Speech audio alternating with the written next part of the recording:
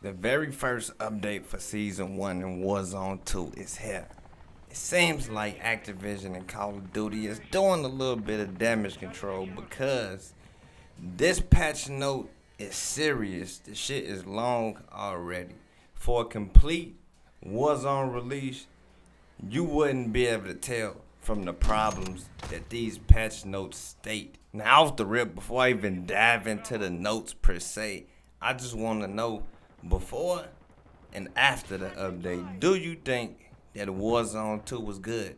I think with some of these changes and some of these fixes that they made, it can't even save them because the biggest problem that they got overall is the shit's fucking boring. It's boring and the map is too big. Now don't get me wrong, we always want the shit to play smooth and to be better, but if you still playing that 20-minute, 30-minute loot simulator in between whether your shit glitching or not, what the fuck does it matter? Now this gameplay in the background is a little skill-based matchmaking sacrifice.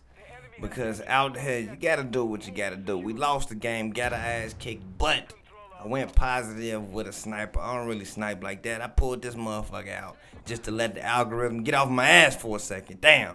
I tried to go negative, low-key, end up leading the damn team, so I don't know. Skill-based matchmaking probably still caught me after this.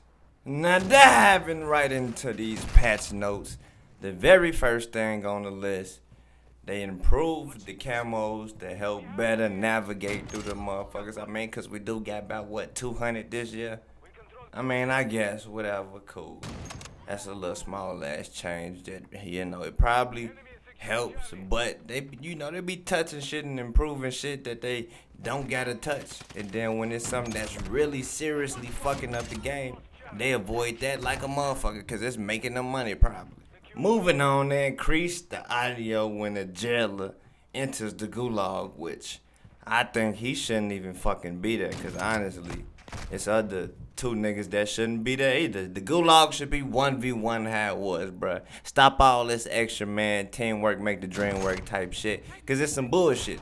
I mean, I did do Mythbusters and figure out that you can get in the gulag with your teammate. And that's about the only thing that I like. If you playing quads, okay, put me in there with my teammates since we both died. But other than that, mess around with these randoms and playing in solos, shit should be 1v1, bruh. It's all kind of problems out here. They had people shooting through shit they wasn't supposed to be shooting through, collision issues and all kind of shit. Apparently that's fixed. The footsteps. This a big one right here. The fucking footsteps was increased by over 75%. Already myth busted and damage controlled by exclusive Ace, because Activision got on his ass when they noticed that he put that information out there. But now after this patch, they saying that the footsteps is now back to the original audio before the patch, or the hot fix, whatever the fuck they did that made the shit go up. But who knows? I think we need to have this myth tested again and really see where we at with it. What else was fucked up? They had weapons and unlocks in the gunsmith that wasn't tracking for motherfuckers. Overkill was broke as shit. People can use the same gun as primary and secondary. The battle pass wasn't giving people they tokens. Oh lord, this one hurt some people. I mean, the battle pass just came out. You spent the $100 version and you still ain't got the shit you need to unlock everything you need. People done probably dropped double money trying to get that shit. Or done wasted their time and actually grind it out when they didn't even have to. But wait, there's more. Let's see what else we had. Fucking, of course, the new glorious prestige system was broken. Fucking audio in this game is fucking shit, beyond shit. People was hearing notifications and shit at times. They ain't even had no damn notifications. Ain't nobody even inviting you and shit. It's all kind of shit just going off to fuck you up and throw you off your game. PlayStation people couldn't even go to the store unless that would fucking crash your game or get you stuck on the screen. There was all kind of goofy shit that could have happened with that. I mean, was this game even finished?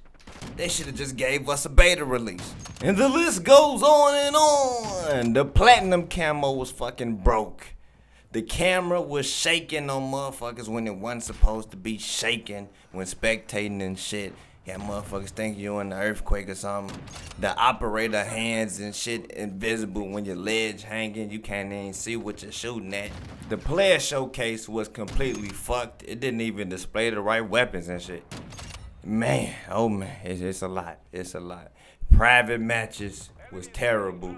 Dev errors out the ass. Warzone probably never get private matches. Oh man, and this I forgot about this. This one was hilarious, bruh.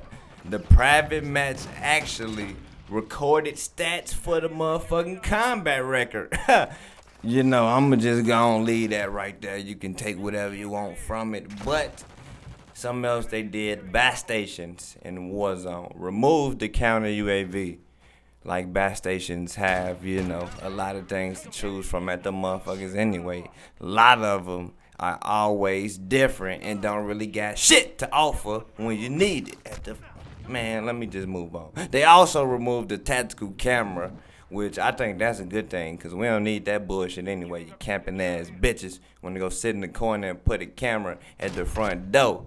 They said that they also did some visual upgrades to the contracts and activations and Battle Royale, because you know them tiny ass little bitty phones that just be sitting on the shelf. Half of the time you gotta do a double jump to activate that motherfucker because it's on the top shelf and you can barely see that bitch anyway. They should just take that phone shit out. Leave that motherfucker, bring back that floating little whatever the fuck you want to call it and just have it floating. I know it's less realistic, but who gives a shit? That shit was easier, bruh. They making this shit too hard to even find the phone and activate it. The fucking ringing even be off when you're trying to listen to it. Oh, they been fucking up big time, and the release of this season is a big fuck up. And these patch notes just keep telling me that. Shit. People that was downed or dead already necessarily wasn't even appearing in the BAS station for their teammates, bruh. It's a wrap. You can't even come back, nigga.